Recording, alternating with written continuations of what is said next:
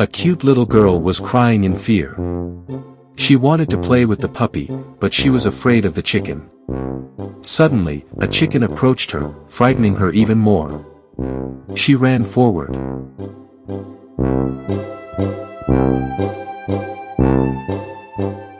She gathered her courage and went inside the house, but the chicken came closer to her again.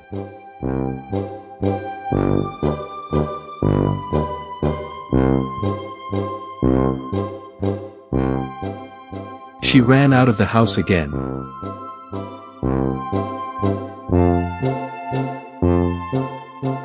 The next day, she played with the ducklings and the puppy.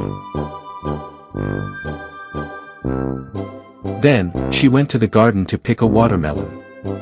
This little girl is so adorable.